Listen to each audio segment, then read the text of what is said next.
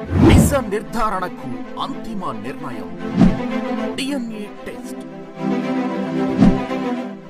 ఉన్నది ఉన్నట్లుగా వాస్తవాలను శోధించి వివరించేది మన DNA టీవీ. మన రాష్ట్రం, మన ఛానల్. నమస్కారం, DNA న్యూస్ కి స్వాగతం. ముందుగా ముఖ్యాంశాలు.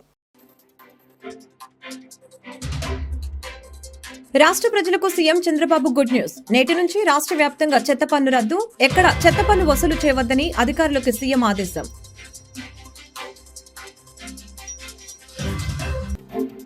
ప్రాయశ్చిత్త దీక్ష విరమించిన డిప్యూటీ సీఎం పవన్ కళ్యాణ్. తిరుమల శ్రీవారి లడ్డు కల్తీ నేపథ్యంలో పవన్ 11 రోజుల పాటు ప్రాయశ్చిత్త దీక్ష. ఇవాళ స్వామివారి దర్శన అనంతరం దీక్ష విరమణ.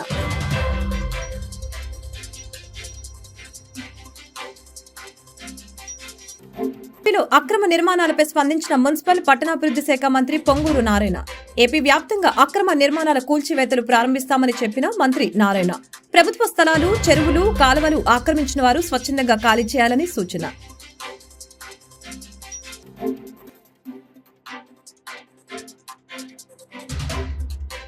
స్వచ్ఛదేహి సేవ ముగింపు సభలో పాల్గొన్న కేంద్ర మంత్రి పెమ్మసాని చంద్రశేఖర్, తూర్పు పశ్చిమ ఎమ్మెల్యేలు నజీర్ అహ్మద్, గల్లా మాధవి. ఏపీ ప్రజలకు CM Chandrababu Naidu good news చెప్పారు. నేటి నుంచి రాష్ట్ర వ్యాప్తంగా చెత్త పన్ను రద్దు చేస్తున్నట్లు వెల్లడించారు. ఈ మేరకు అధికారులను ఎక్కడ ప్రజల వద్ద నుంచి చెత్త పన్ను వసూలు చేయరాదని ఆదేశించారు. కృష్ణా జిల్లా మచిలీపట్నంలో పర్యటించిన చంద్రబాబు గాంధీ జయంతి సందర్భంగా ఇక్కడ నిర్వహించిన స్వచ్ఛదేహి సేవ కార్యక్రమంలో పాల్గొన్నారు. ఈ సందర్భంగా ముఖ్యమంత్రి మాట్లాడుతూ రాష్ట్రంలో 2019లో వచ్చిన వైసీపీ ప్రభుత్వం వ్యవస్థని అస్తవ్యస్తం చేసిందని తెలిపారు. రోడ్లపై 85 లక్షల మెట్రిక్ టన్నుల చెత్త పేరుకుపోయింది. ఏడాదిలోపు ఆ చెత్త మొత్తం క్లీన్ చేయించాలని మంత్రి నారాయణ తెలియజేశారు. 2029 నాటికి ఈ లక్ష్యాన్ని చేరుకోవాలి. ప్రజలు ఆరోగ్యంగా ఉన్నారంటే దానికి కారణం స్వచ్ఛ సేవకులే. ప్రతి ఒక్కరూ స్వచ్ఛ సేవకులు కావాలి. కొందరు స్వార్థపరులు ఆంధ్రజాతీయ కళాశాలని ఆక్రమించారు. సర్కారు దాన్ని స్వాధీనం చేసుకుంటుంది. జాతీయ పతాక రూపకల్ప పింగళి వెంకయ్య నాయుడు పేరు మీద వైద్య కళాశాలలు ఏర్పాటు చేస్తాం. అక్టోబర్ 2, 2014లో స్వచ్ఛ భారత్కి ప్రధానమంత్రి నరేంద్ర మోదీ స్వీకారం చుట్టారు. ఇది ఎంతో గొప్ప కార్యక్రమం. దీనికి అందరూ ప్రధానికి అభినందనలు తెలియజేశారు. మన పరిసరాలు శుభ్రంగా ఉంటేనే మనం ఆరోగ్యంగా ఉంటాం. బాపూజీ స్ఫూర్తితోనే స్వచ్ఛ భారత్ కార్యక్రమం తీసుకుని రావటం జరిగింది. నీతి ఆయోగ్లో స్వచ్ఛ భారత్పై ఉపసంఘం ఏర్పాటు చేశారు. దీనికి చైర్మన్ గా ఉన్నారు. 2 లక్షలకు పైగా వ్యక్తిగత మరుగుదొడ్ల నిర్మాణంతో ఏపీని ODF రాష్ట్రంగా మార్చాం. చెత్త నుంచి సంపద సృష్టించే కార్యక్రమానికి శ్రీకారం చుట్టాను అని చంద్రబాబు తెలిపారు. గొంతు వరకు నీళ్లున్నాయి, బోట్లేసుకొని తిరిగారు, భోజనం సరఫరా చేయలేకపోయాం, నీళ్లు ఇవ్వలేకపోయాం, కనీసం బయట వచ్చే పరిస్థితి లేదు. వాళ్ళు ఏం చేయాలో దిక్కు తెలియకుండా 5-6 లక్షల మంది నీళ్లు లేకుండా, తిండి లేకపోతే అక్కడే ఉండి రాత్రి పగుళ్ళు పనిచేశాం. నేను అందుకే ఆ రోజు ఒక నిర్ణయం చేశా, ఏదో రూమ్లో కూర్చొని పనిచేస్తే లాభం లేదు. ఇలాంటి సమయంలో ప్రజలకు అందుబాటులో ఉండాలని బురదలో నడిచా, ట్రాక్టర్లు ఉపయోగించా, అదే మరి ప్రొక్లైన్స్ దొరికితే ఎక్కా. ఏ వాహనం దొరికితే ఆ వాహనానికి లాస్ట్ మైల్ వరకు వెళ్లి ప్రతి ఒక్కరికి మళ్లీ అన్ని సదుపాయాలు ఇచ్చి వాళ్ళని మామూలు మనుషులు చేసిన తర్వాతనే బయట వచ్చాం. ఒక పట్టుదలతో, మానవత్వంతో పనిచేశాం. నన్ను అర్థం చేసుకున్నారు ఈ సత్య సేవకులందరూ. నాకంటే పోటీపడి పనిచేశారు, బ్రహ్మాండంగా పనిచేశారు. వారిని మనస్ఫూర్తిగా పనిచేస్తున్నా. ఈరోజు విజయవాడలో అంటువ్యాధులు రావాల్సింది 10 రోజులు. గార్బేజ్ నీళ్లు, వరద నీళ్లు, మురిక్కాలం నీళ్లు, అన్ని నీళ్లు కలిసిపోయి గందరగోళంగా ఉంటే వీళ్లు చేసిన సేవా కార్యక్రమాల ద్వారా ఒక్కరికి కూడా అంటువ్యాధి రాలేదంటే అది వారు చేసిన సేవ. గట్టిగా చప్పట్లు కొట్టి మీరందరూ అభినందించాల్సిన అవసరం ఉంది. అది మానవ సేవ. ఇలాంటి కార్యక్రమాలు చేసినప్పుడు ముందుకు వచ్చారు, అందరం కూడా వెళ్ళాం. అయితే వాళ్ళ కష్టాలు నేను చూసిన తర్వాత నేను కూడా మీరు చూస్తే చరిత్రలో ఎప్పుడూ ఇవ్వని ప్యాకేజ్ ఇచ్చాను. ఒక ఇంట్లో నీళ్లొచ్చి ఇబ్బంది పడ్డారంటే 25,000 రూపాయలు ప్రతి ఒక్క ఇంటికి ఇచ్చామంటే అది ఒక పట్టుదలతో చేశాం. ఇంతవరకు ఎప్పుడు కూడా 2,000, 1,000 రూపాయలు ఇచ్చి పంపించేసేవాళ్ళు. నేను ఒకటి ఆలోచించాను, కష్టాల్లో ఉన్నప్పుడు, సమస్యలు ఉన్నప్పుడు మానవతా దృక్పథంతో ఆలోచించాలి. మీనమేషాలు లెక్క పెట్టకూడదనే ఉద్దేశంతోనే 25,000 ఇచ్చా. 2 వీలర్స్ దెబ్బతింటే వాళ్ళకు 3,000 ఇచ్చా. ఆటోలకు 10,000 ఇచ్చా. ఇంకో పక్క 10 రోజులు ఉన్నాయి కాబట్టి మిద్ది పైన ఉండే వాళ్ళకు కూడా 10,000 రూపాయలు ఆర్థిక సహాయం చేశాం. నేను చేసిన సహాయం అందరూ గమనించి ప్రపంచం మొత్తం కూడా స్పందించారు. అమెరికాలో ఉండే తెలుగు వాళ్ళు ఇంటికి ఫోన్ చేసి నేను చెప్తున్నా మీరెళ్లి సీఎం రిలీఫ్ డబ్బులిమ్మని వాళ్ళ తల్లిదండ్రులు పంపించారంటే అది ఎంతో స్ఫూర్తినిచ్చిందని చెప్పి కూడా నేను మీకు తెలియజేస్తున్నా. కష్టం ఫలించింది, సమాజం గుర్తించింది. మామూలుగా కాదు, 440 నుంచి 50 కోట్ల రూపాయలు, అంటే 450 కోట్ల రూపాయలు సీఎం రిలీఫ్ డబ్బులు వచ్చాయంటే నా జీవితంలో ఎప్పుడు నేను చూడలా. చాలా మంది ముందుకు వచ్చారు, ఒకే మాట చెప్పారు, ఇప్పుడు కూడా మేము ఇవ్వకపోతే, ఇప్పుడు కూడా మేము మీనమేషాలు లెక్కేస్తే మేము మనుషులమే కాదు, మానవ జన్మే కాదు, నాకు కూడా బాధ్యత ఉందని వచ్చారు. అది బ్రహ్మాండమైన స్ఫూర్తి, నాకు కూడా ఎక్కడ లేని కిక్ అని చెప్పి కూడా నేను మీకు తెలియజేస్తున్నా. తిరుమల శ్రీవారి లడ్డు కల్తీ నేపథ్యంలో ఏపీ డిప్యూటీ సీఎం జనసేన అధినేత పవన్ కళ్యాణ్ ఇటీవల 11 రోజుల పాటు ప్రాయశ్చిత్త దీక్షను చేపట్టిన విషయం తెలిసిందే. ఇవాళ తిరుమల స్వామివారిని దర్శించుకున్న ఆయన దీక్షను విరమించారు. శ్రీవారి సేవలో పాల్గొన్న ఆయనకు గొల్ల మండపంలో పండితులు వేదాశీర్వచనం చేశారు. జనసేనానికి టీటీడీ అధికారులు స్వామివారి చిత్రపటం, తీర్థ ప్రసాదాలు అందజేశారు. కాగా పవన్ కళ్యాణ్ తన 2 కుమార్తెలు ఆద్య, పొలేనా, అంజనతో పాటు దర్శకుడు త్రివిక్రమ్ శ్రీనివాస్, ఆర్ట్ డైరెక్టర్ ఆనంద్ సాయితో కలిసి స్వామివారి సేవలో పాల్గొనడం జరిగింది. ఇక శ్రీవారి దర్శనం తర్వాత బయటకు వచ్చిన పవన్ కళ్యాణ్ చేతిలో వారాహి డిక్లరేషన్ బుక్ కనిపించింది. దర్శనానికి వెళ్లిన సమయంలో తన వెంట ఈ డిక్లరేషన్ పుస్తకం తీసుకుని వెళ్లారు. ఏపీలో ఆక్రమణలు తొలగింపుపై మున్సిపల్ పట్టణాభివృద్ధి శాఖ మంత్రి పొంగూరు నారాయణ కీలక కామెంట్స్ చేశారు. బుడమేరు ఆక్రమణల వల్లనే ఇటీవల విజయవాడకు భారీ వరద వచ్చిందని చెప్పారు. ఆపరేషన్ బుడమేరు మాదిరిగా రాష్ట్ర వ్యాప్తంగా అన్ని చోట్ల అక్రమ నిర్మాణాలపై దృష్టి పెడతామని తెలిపారు.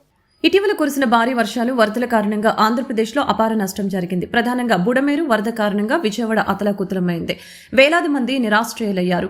బుడమేరు ఆక్రమణ వలన ఈ పరిస్థితి ఏర్పడిందని, భవిష్యత్తులో ఇటువంటి పరిస్థితులు ఏర్పడకుండా ఉండాలంటే ఆక్రమణల తొలగింపే పరిష్కారమని ప్రభుత్వం భావిస్తోంది. ఈ క్రమంలో ఏపీలో ఆక్రమణల తొలగింపుపై మున్సిపల్ పట్టణాభివృద్ధి శాఖ మంత్రి పొంగూరు నారాయణ కీలక కామెంట్స్ చేశారు. ఆపరేషన్ బుడమేరు మాదిరిగా రాష్ట్ర వ్యాప్తంగా అన్ని చోట్ల అక్రమ నిర్మాణాలపై దృష్టి పెడతామని తెలియజేశారు. పేదలకు ప్రత్యామ్నాయం చూపించి అక్రమ నిర్మాణాలు కూల్చివేస్తామని తెలియజేశారు. అలాగనే పేదవారిని ఇబ్బంది పెట్టకుండా టిట్కో ఇల్లు వంటి ప్రత్యామ్నాయం చూపిస్తామని హామీ ఇచ్చారు. అక్రమ నిర్మాణాల్లో ఉన్న పేదలకి ప్రత్యామ్నాయం చూపించి వారిని సంతోషపెట్టిన తర్వాతే ముందుకు వెళ్తామని మంత్రి నారాయణ చెప్పారు. ప్రతిపక్ష పార్టీల విమర్శలకి తావు లేకుండా అక్రమ నిర్మాణాలు తొలగింపు ప్రక్రియ చేపడతామని ఆయన వెల్లడించారు. ఎవరైతే ప్రభుత్వ స్థలాలు కానీ, ప్రభుత్వ కెనాల్స్ కానీ, ప్రభుత్వం యొక్క చెరువులుగా ఆక్యుపై చేసుకుంటే మీరు స్వచ్ఛందంగా ఖాళీ చేయండి. ఎంతటి పెద్దవాళ్ళైనా, ఏ పార్టీ వాళ్ళైనా ఖచ్చితంగా నిక్కచ్చిగా యాక్షన్ తీసుకొని తొలగించడం జరుగుతుంది. అయితే ఇక్కడ చాలా మంది పేదలు, నిరుపేదలు ఆక్యుపై చేసుకుని ఉంటారు. ముఖ్యమంత్రి గారు చాలా క్లియర్ గా ఇన్స్ట్రక్షన్ ఇచ్చారు. పేదలు, నిరుపేదలు ఎవరైతే ఉంటే వాళ్ళకి ఆల్టర్నేట్ చూపించండి. టిట్కో హౌస్ లాంటి హౌస్ ని అలాట్ చేసేసి వాళ్ళని ఖాళీ చేయమన్నారు. ఏ పేదవాడిని కూడా ఇబ్బంది పెట్టొద్దు. పేదవాడికి ఆల్టర్నేట్ చూపించి ఆ బిల్డింగ్స్ ని కొలాప్స్ చేయమన్నారు. కాబట్టి ఏ పేదవాడిని కూడా మేము ఇబ్బంది పెట్టాం. ఆపోజిషన్ వాళ్ళు, అంటే మన రాష్ట్రంలో ఆపోజిషన్ పార్టీ లేదు, ఇవాళ 11 సీట్లతో వదిలేశారు. నీకు ఆపోజిషన్ కూడా వద్దని జగన్మోహన్ రెడ్డికి. అయినా ఇది ప్రజాస్వామ్యంలో 11 మంది ఉన్నా, 5 మంది ఉన్నా మనం యాక్సెప్ట్ చేయాలి. కాబట్టి వాళ్ళు ఏవి చెప్తారు, పేదలు, నిరుపేదలు అందరినీ తీసేస్తారు. ఏ పేదవాడిని కూడా వాడికి ఆల్టర్నేట్ చూపించి వాడిని షిఫ్ట్ చేసి వాడిని సంతోషపరిచే షిఫ్ట్ చేస్తాము. ఇంద్రకీలాద్రి దేవీశర నవరాత్రులకి శోభాయమానంగా ముస్తాబైంది. ఉత్సవాలను పురస్కరించుకుని విద్యుత్ దీపాలతో అలంకరించిన ఆలయ ప్రాంగణం దేదీప్యమానంగా ప్రకాశించింది. ఓంకారం, కనకదుర్గమ్మ రూపాలు కనులు విందు చేశాయి. వివిధ వర్ణాల విద్యుత్ దీపాలతో ఇంద్రకీలాద్రి దగదగ మెరిసింది. భక్తుల్ని తన్మయత్వానికి గురి చేసింది. విజయవాడ నగరమంతటా ఆధ్యాత్మిక పరిమళాలను వెదజల్లింది. ఇంద్రకీలాద్రిపై దసరా శరన్నవరాత్రి మహోత్సవాలు అంకురార్పణకి హడావుడి మొదలైంది. 3వ తేదీ నుంచి అమ్మవారు వివిధ అలంకారంలో భక్తులకి దర్శనమివ్వనున్నారు. ఉత్సవాల కోసం అధికారులు ముమ్మరంగా ఏర్పాట్లు చేస్తున్నారు. ఆలయాలన్నీ అందంగా ముస్తాబు చేసినప్పటికీ సామాన్య భక్తుల మనసు గెలుచుకోవడంలో అధికారులు విఫలమవుతున్నారు. ఇప్పటి వరకు జరిగిన ఉత్సవాల్లో ఇదే కనిపించింది. గంటల తరబడి సుదూరం నడిచిన భక్తుల్లో ముందు జరుగుతున్న కొన్ని పరిణామాలు ఆగ్రహ వేశాలను రగిలిస్తున్నాయి. ఈ ఏడాది ఉత్సవాలను విజయవంతం చేయడానికి పోలీసు, రెవెన్యూ, వీఎంసీ, దేవాదాయ శాఖలు ప్రణాళికలు సిద్ధం చేశాయి. ఇప్పటి వరకు ఉత్సవాల్లో ప్రతి ఏడాది ఉత్పన్నమవుతున్న సమస్యల్ని గుర్తించి పరిష్కరించినప్పుడే ఈ ప్రణాళికకు ప్రభుత్వం పట్టం కట్టే అవకాశాలు ఉన్నాయి. చంద్రబాబు నాయుడు ఇంటి మీద దాడి కేసులో మంగళగిరి పట్టణ పోలీస్ స్టేషన్లో ముగిసిన జోగి రమేష్ విచారణ. దాదాపు 2 గంటల పాటుగా జోగి రమేష్ ను విచారించిన నార్త్ సబ్ డీఎస్పీ 2 గంటల పాటు జోగి రమేష్ ను 27 ప్రశ్నలు అడిగిన పోలీసుల విచారణకు ఏ మాత్రం సహకరించని జోగి రమేష్. ఇప్పటివరకు ఈ కేసులో 8 మంది మొబైల్స్, అలాగనే 5 పాస్పోర్ట్లు కూడా స్వాధీనం చేసుకున్నామని తెలిపారు. జోగి రమేష్ వద్ద నుంచి స్వాధీనం చేసుకున్న passport invalid, north sub DSP తెలిపారు. ముఖ్యమంత్రి గారి ఇంటి వద్ద 2021లో జరిగిన కలకట్ట వద్ద జరిగినటువంటి దాడికి సంబంధించి అందులో ప్రథమ ముద్దాయి అయినటువంటి జోగి రమేష్ గారికి ఈరోజు నోటీస్ ఇచ్చి పిలిపించడం జరిగింది. ఇప్పటి వరకు వచ్చిన విచారణలో తేలిన అంశాలను బట్టి, అలాగే సాక్షులు చెప్తున్న సాక్ష్యానికి, గతంలో ఇతను చెప్పినటువంటి సాక్ష్యానికి, అలాగే ఈ కేసులో ఇతర ముద్దాయిలు చెప్పిన సాక్ష్యానికి కొంత పొంతం లేని సమాధానాలు టాలీ అవ్వకపోవడం వలన వాటిని అన్ని కూడా నోటీస్ ఇచ్చి పిలవడం జరిగింది. అలాగే అందులో కొన్ని సాక్ష్యాలను కూడా మాకు వశపరచమని చెప్పడం జరిగింది. అతను కొన్నిటికి సమాధానం చెప్పాడు, కొన్నిటికి సరిగ్గా సమాధానం చెప్పలేదు. అవసరమైతే మరలా ఇంకోసారి నోటీస్ ఇచ్చి పిలిపిస్తాం. 27 క్వశ్చన్లు వేసాము. 11 గంటలకు స్టార్ట్ చేసాం. మీ ఎదురుగానే 1 గంటకి క్లోజ్ అయింది. 27 క్వశ్చన్లకి అతను ఏదో ఒక సమాధానం చెప్పాడు. కొన్ని సాటిస్ఫై అయ్యి ఉన్నాయి, కొన్ని పొంతం లేని సమాధానాలు ఉన్నాయి. అవి కొన్ని ఏంటంటే అతను వాస్తవ విరుద్ధమైన సమాధానాలు ఉన్నాయి. కొన్ని మనం వాళ్ళ అంశాలను తీసుకొచ్చి విచారణ చేసినట్టు వాళ్ళ ఇంటి మీద దాడి చేసే సమయంలో ఎవరినో ఉద్దేశపూర్వకంగా హత్య చేయడానికి అన్ని యాంగిల్స్ లోనూ విచారించు. అవన్నీ ప్రస్తుతం విచారణ దశలో ఉంది కాబట్టి మీకు వివరంగా అయితే చెప్పలేము. అది ఇన్వెస్టిగేషన్ ఆటంకం జరుగుతుంది కాబట్టి ఛార్జ్ షీట్ వేసిన తర్వాత వివరాలన్నీ చెప్పగలుగుతాం. సోషల్ మీడియా అకౌంట్స్ కలెక్ట్ చేస్తాం, అవి కూడా వెరిఫై చేస్తాం. ఇప్పుడే ఈరోజే కలెక్ట్ చేస్తాం. గతంలో లేవన్నాడు కదండి, అప్పుడు లేవన్నట్లు అన్ని మేము అప్పుడున్న ఆ సిమ్ని ఇవ్వమనే చెప్తున్నాం. దర్యాప్తులో ఆ సిమ్ ఇచ్చి సహకరించమని చెప్తున్నాం. ఈ రోజు కూడా అతనికి అడగడం జరిగింది, అతను దాన్ని ఇవ్వలేదు. అదే రికార్డులో కూడా చూపిస్తున్నాం, అదే కోర్టు ముందు కూడా హాజరుపరుస్తాం. కోర్టు వారు పోలీసులు సహకరించమని చెప్పారు. మేము సహకరించడం ఇన్వెస్టిగేషన్ లో భాగంగా అప్పుడు వాడినటువంటి సెల్ ఫోన్, అలాగే అప్పుడు వాడినటువంటి సిమ్ను కూడా వశపరచమని చెప్పాము. వశపరచవలసిన బాధ్యత వారికి ఉంది, ఇన్వెస్టిగేషన్ సహకరించవలసిన బాధ్యత వారికి ఉంది. ఇప్పటి వరకు అతను 4 సార్లు వచ్చాడు. నా దగ్గరే 3 సార్లు కదా, మేమే 3 సార్లు పిలిచాం. నా ముందు డిఎస్పీ గారు పిలిచారు. కొన్ని సమాధానాలు టాలీ అవుతున్నాయి, కొన్ని సమాధానాలు టాలీ అవ్వట్లేదు. అందువల్లనే మిగిలిన సాక్షులను కూడా మళ్ళీ దానికి కనెక్టింగ్ ఎవిడెన్స్ ఏముందనేది చేస్తాం. మంగళగిరి పట్టణం ఈద్గాలో అంజుమన్ హిమాయతుల్ ఇస్లాం సంస్థ ద్వారా సుమారు 600 మంది ముస్లిం విద్యార్థులకి స్కాలర్షిప్ పంపిణీ. ముఖ్య అతిథిగా పాల్గొన్న రాష్ట్ర ముస్లిం మైనార్టీ పరిరక్షణ సమితి అధ్యక్షులు ఫరూక్ షుబ్లీ. ఏదైతే ఇక్కడ ఉన్నటువంటి యువ నాయకులు శ్రీ నారా లోకేష్ గారు ఎన్నికల కన్నా ముందు చెప్పినటువంటి ఏదైతే విషయం ఉందో, మేము ముస్లిం మైనార్టీలకు గుండెల్లో పెట్టుకుని చూసుకుంటాము అని చెప్పేసి జూన్ 4వ తారీఖున మీకు రిజల్ట్ వచ్చిన తర్వాత 5వ తారీఖున చాలా స్పష్టంగా 4% రిజర్వేషన్ పై ఆయన ఇచ్చినటువంటి మాట, ఇది సోషల్ జస్టిస్, ఇది సామాజిక న్యాయం అని చెప్పేసి ఆయన చెప్పడం. మరియు అదే విధంగా ఈ రోజున ఏదైతే వీరు ఒక స్కూల్ ఎస్టాబ్లిష్ చేద్దామనుకుంటున్నారో, ఈ స్కూల్కి కూడాను సాయశక్తుల మొత్తం కూడాను ప్రభుత్వమే తానే నారా లోకేష్ గారి ముందుండి ఇన్షాల్లా ఈ యొక్క ఏదైతే ఈ స్కూల్ యొక్క వాగ్దానం ఉందో అంజుమన్ తరఫు నుంచి దీన్ని పూర్తి చేస్తారని చెప్పేసి, అదేవిధంగా వక్ఫ్ బోర్డు గురించి అనేకమైనటువంటి మాటలు మాట్లాడుతున్నారు. వక్ఫ్ అమెండ్మెంట్ బిల్ తీసుకొస్తున్నారు. కానీ ఇక్కడ మీరు గమనిస్తే కనుక ఏదైతే ఈ వక్ఫ్ బోర్డు అండర్లో నడిపేది అంజుమన్లన్నీ కూడాను చూడండి ఎంత బ్రహ్మాండమైనటువంటి కార్యక్రమాలు నడుస్తున్నాయో, ఎంత అభివృద్ధి కార్యక్రమాలు నడుస్తున్నాయో. ఇది ఒక లైవ్ ఎగ్జాంపుల్ అయితే రెండోది ఏంటంటే ఈ రోజున అన్య మతస్థులను వక్ఫ్ బోర్డులోకి తీసుకొచ్చే ఏదైతే కుట్ర జరుగుతుందో దాన్ని కూడాను చాలా సున్నితంగా మన రాష్ట్ర ముఖ్యమంత్రి వర్యులు నారా చంద్రబాబు నాయుడు గారు దాన్ని తిరస్కరించడము. అది ఏ విధంగా తిరస్కరించారంటే ఏదైతే మతాలు ఉన్నాయో, వెదర్ ఇట్ ఈస్ మస్జిద్లు కానివ్వండి, మందిరాలు కానివ్వండి, లేదంటే కనుక చర్చిలు కానివ్వండి, ఆయా మతాలకు చెందిన వాళ్ళు మాత్రమే వీటిని హెడ్ చేయాలి అని చెప్పేసి చాలా స్పష్టంగా ఆయన ఏదైతే మాట ఉందో చెప్పిందో, నిజంగా దాన్ని మైనార్టీ హక్కుల పరిరక్షణ సమితిగా, అదేవిధంగా అంజుమన్ సంస్థ రాష్ట్రంలో ఉన్నటువంటి ప్రతి ముస్లిం మైనార్టీ వర్గం ప్రజలే కాకుండా హిందువులు, క్రైస్తవులు ప్రతి ఒక్కరు కూడా వెల్కమ్ చేస్తారు. Thank you very much. జై హింద్. అంజుమన్ హిమాయత్ ఇస్లాం తరపు నుంచి 600 మంది పిల్లలకి ఉచిత పేద విద్యార్థులకు స్కాలర్షిప్ పంపిణీ కార్యక్రమం చేయడం జరిగింది. అలాగే మా అంజుమన్ సంస్థ ద్వారా ఈరోజు మేము ఒక ప్రకటన కూడా చేయడం జరిగింది. ఆ ప్రకటన ఏమంటే 2026 కల్లా మంగళగిరిలో ఒక high standard Urdu come English medium school ఏర్పాటు చేసి ఉచితంగా విద్యను అందిస్తామని చెప్పి ఈరోజు హామీ ఇవ్వడం జరిగింది. ఈ హామీకి మేము గతంలో నారా లోకేష్ బాబు గారితో మేము మాట్లాడున్నాం. మా ముఖ్యమంత్రి, మా ఎమ్మెల్యే గారు, మంత్రివర్యులు, అలాగే మా టీడీపీ మెయిన్ లీడర్షిప్ చేస్తున్న మా నారా లోకేష్ గారికి మేము మాట ఇవ్వడం జరిగింది, మాట తీసుకోవడం కూడా జరిగింది. నేను అంజుమన్ సంస్థకి ఏ విధంగా నేను తోడ్పాటు చేయాలో అన్ని విధాలుగా నేను తోడ్పాటు చేస్తానని చెప్పి మాకు మాట ఇవ్వడం కూడా జరిగింది. అలాగే మాకు ప్రతి విషయంలో కూడా అంజుమన్ సంస్థ విషయంలో మా నారా లోకేష్ గారు మాకు ముందుండి నడుపుతున్నారు. Thank you.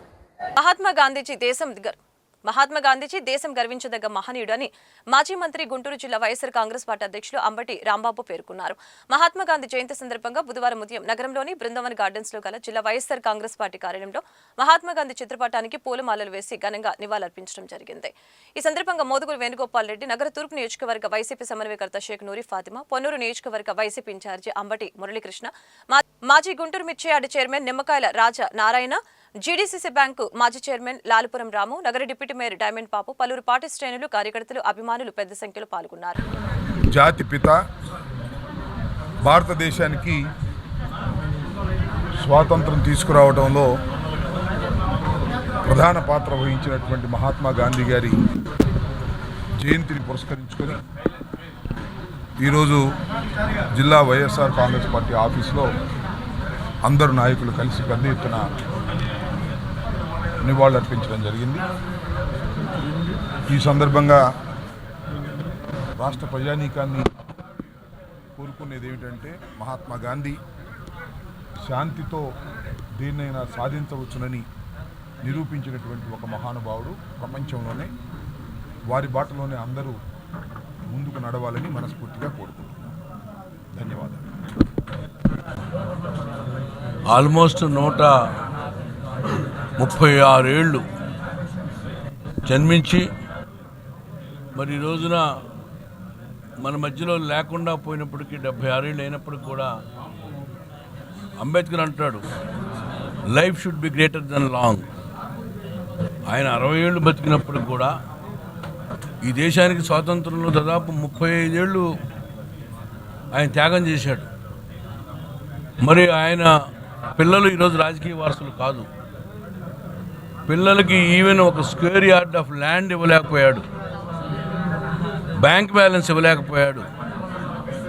భారతదేశం బిడ్డలే నా కుటుంబం అనుకున్నాడు, ఈ గడ్డ నా సొంత భూమి అనుకున్నాడు.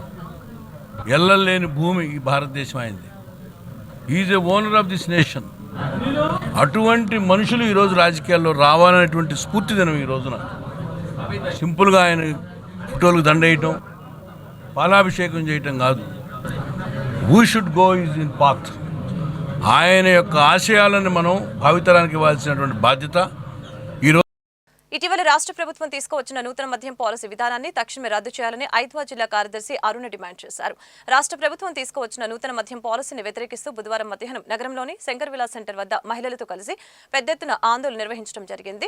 ఈ సందర్భంగా మీడియాతో అరుణ మాట్లాడారు. గత వైసీపీ ప్రభుత్వం మద్యం ధరల్ని పెంచి మద్యాన్ని పేదవారికి దూరం చేశామని చెబితే, ప్రస్తుత కూటమి ప్రభుత్వం సీఎం చంద్రబాబు తక్కువ ధరకే మద్యం అందిస్తామని చెప్పడం బాధాకరమని అన్నారు.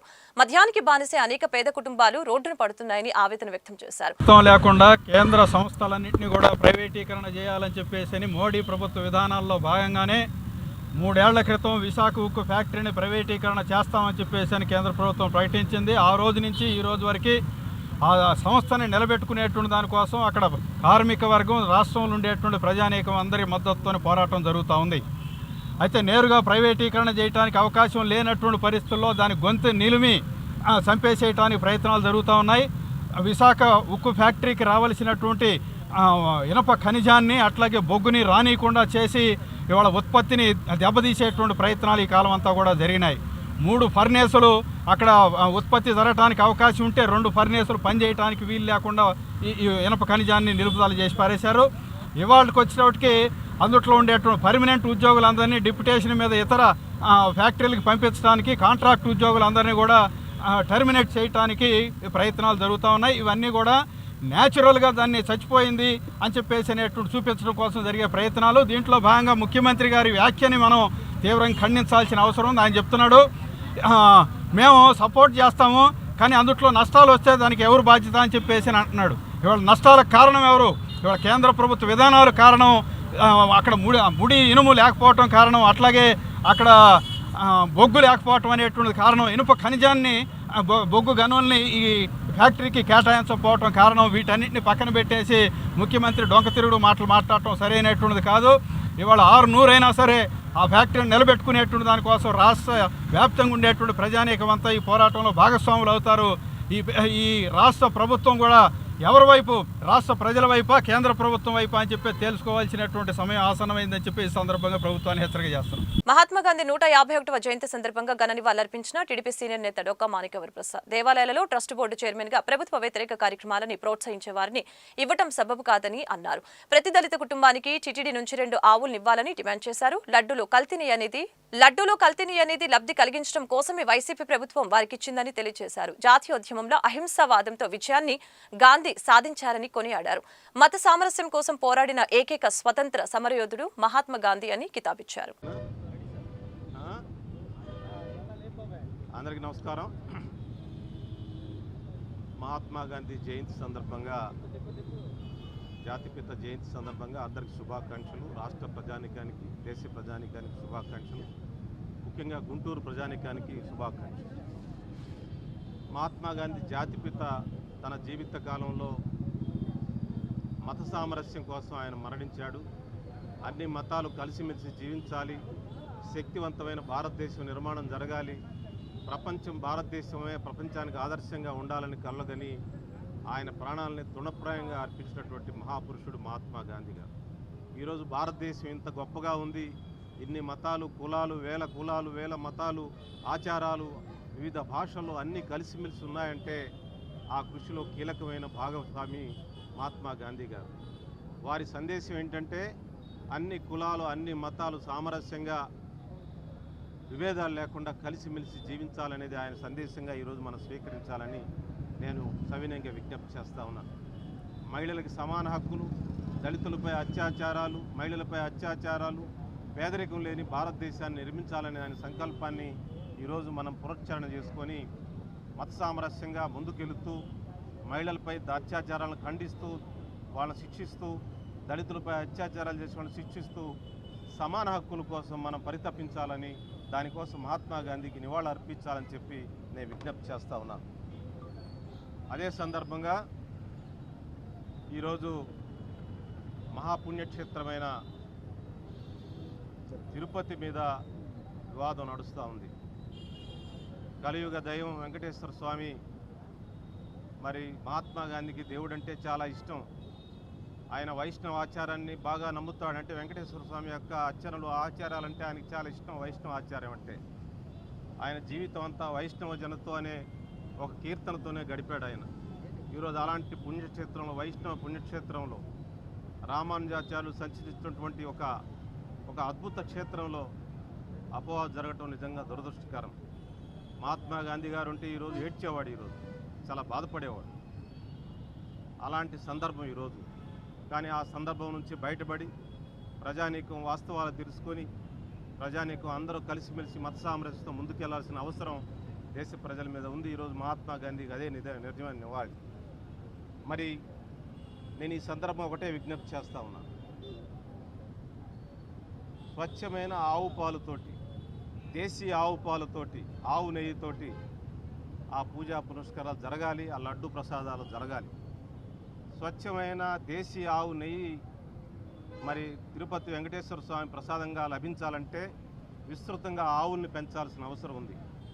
ఆవు పోషణ అనేది మన భారతీయ సాంప్రదాయంలో ఒక ముఖ్యమైన అంశం. మనకి ఆవు అంటే గోమాతగా చూస్తాం మనం. అలాంటి ఆవుని, ఆ గోమాత ఆవుని, నేటివ్ అంటే దేశీ ఆవుల్ని, ఆ నెయ్యి తిరుపతి వెంకటేశ్వర స్వామి డిమాండ్కి తగ్గట్టుగా ఆ లడ్డు సప్లై చేయాలంటే ఈ సందర్భంగా నేను విజ్ఞప్తి చేసేది ఏంటంటే, ప్రతి దళిత కుటుంబానికి 2 జతల ఆవులు అంటే 4 ఆవుల్ని ఉచితంగా ఇవ్వాలి. ఇచ్చి ఆ పాల సేకరణ టీడీటీ తిరుమల తిరుపతి దేవస్థానమే ఆ పాల స్వచ్ఛత హీ సేవ ముగింపు సభలో పాల్గొన్న కేంద్ర మంత్రి పెమ్మసాని చంద్రశేఖర్, తూర్పు పశ్చిమ ఎమ్మెల్యేలు నజర్ అహ్మద్, గల్లా మాధవి.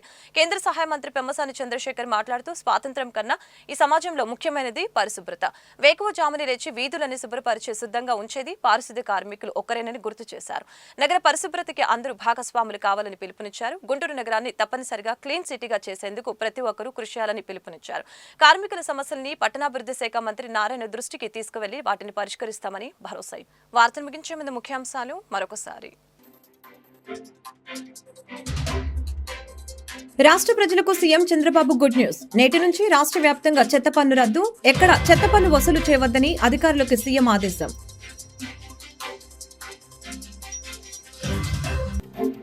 ప్రాయశ్చిత్త దీక్ష విరమించిన డిప్యూటీ సీఎం పవన్ కళ్యాణ్. తిరుమల శ్రీవారి లడ్డు కల్తీ నేపథ్యంలో పవన్ 11 రోజుల పాటు ప్రాయశ్చిత్త దీక్ష. ఇవాళ స్వామివారి దర్శన అనంతరం దీక్ష విరమణ.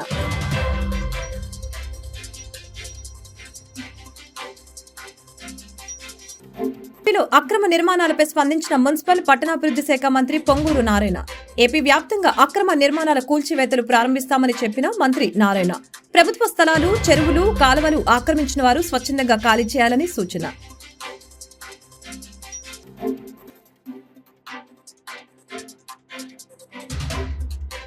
స్వచ్ఛత హీ సేవ ముగింపు సభలో పాల్గొన్న కేంద్ర మంత్రి పెమ్మసాని చంద్రశేఖర్, తూర్పు పశ్చిమ ఎమ్మెల్యేలు నజర్ అహ్మద్, గల్లా మాధవి. ఈ వార్తలు ఇంతటితో సమాప్తం. మరొక బులెటిన్లో మళ్ళీ కలుద్దాం. నమస్కారం.